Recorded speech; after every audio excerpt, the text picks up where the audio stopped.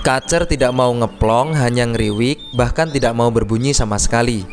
Bagaimana kunci merawat kacer?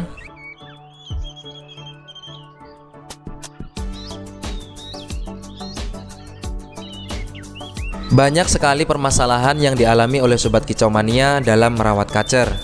Tidak sedikit yang menyerah, namun banyak juga yang berhasil merawat kacer sampai gacor bahkan berprestasi. Bagaimana kunci rawatannya?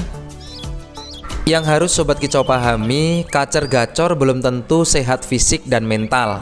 Mengapa? Karena banyak kejadian kacer yang mengalami masalah dengan kondisi fisik dan mentalnya justru gacor di rumah. Jadi Sobat Kicau jangan beranggapan kacer yang gacor di rumah itu pasti bagus di gantangan. Hal itu belum cukup, karena kacer yang siap untuk lomba tidak hanya ditunjukkan dengan gacor di rumah saja. Banyak faktor yang harus dianalisa. Sobat Kicau perlu diingat bahwa antara gacor dan fighter itu berbeda. Ada kacer yang mengalami masalah justru ia gacor di rumah, koar-koar selalu. Itulah bahasa burung dalam menyampaikan sesuatu. Apakah ia sedang bernyanyi, senang, meminta sesuatu, kelaparan, ataupun sedang tersiksa. Tetapi ada juga Sobat Kicau, kacer yang sudah mapan, sehat karena dirawat dengan baik. Hariannya di rumah tidak mau gacor. Namun yang terjadi saat ketemu lawan, kacer langsung fighter dan mengeluarkan isian. Semua hal di atas merupakan karakter yang dibawakan oleh kacer, yang tentunya itu berbeda-beda. Sebelum kita lanjut, mohon dukungan Sobat Kicau untuk channel ini dengan cara like, subscribe, dan aktifkan loncengnya agar tidak ketinggalan informasi terbaru dari kami. Yang mengetahui karakter dan perubahan apa yang terjadi setelah kita memberikan rawatan pada kacer adalah si perawat itu sendiri. Berikut ini catatan atau poin dalam merawat kacer agar gacor di rumah. Yang pertama, pemberian extra fooding. Sebenarnya pemberian fur itu sudah cukup memenuhi kebutuhan nutrisi kacer.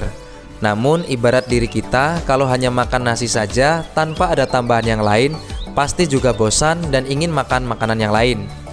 Oleh sebab itu, makanan tambahan atau extra fooding ini memang penting kita berikan, seperti jangkrik, kroto, ulat, cacing, dan lain-lain. Semua itu memiliki dampak pada tingkat kesehatan dan kegacoran si kacer. Berikan pada porsi yang tepat dan sesuai dengan kondisi kacer.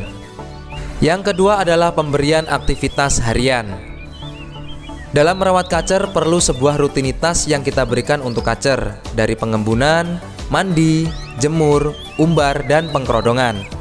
Semua hal di atas bisa saja kita berikan semua atau hanya kita pilih beberapa saja karena menyesuaikan dengan kesibukan kita.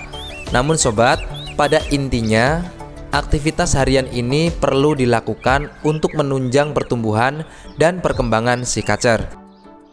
Yang ketiga adalah tingkat kebersihan. Kadangkala kita sebagai perawat mengabaikan kebersihan dari sangkar dan aksesoris lain yang kita gunakan, seperti tangkringan, kerodong, karpet, dan tempat kita menggantung si kacer dalam keseharian.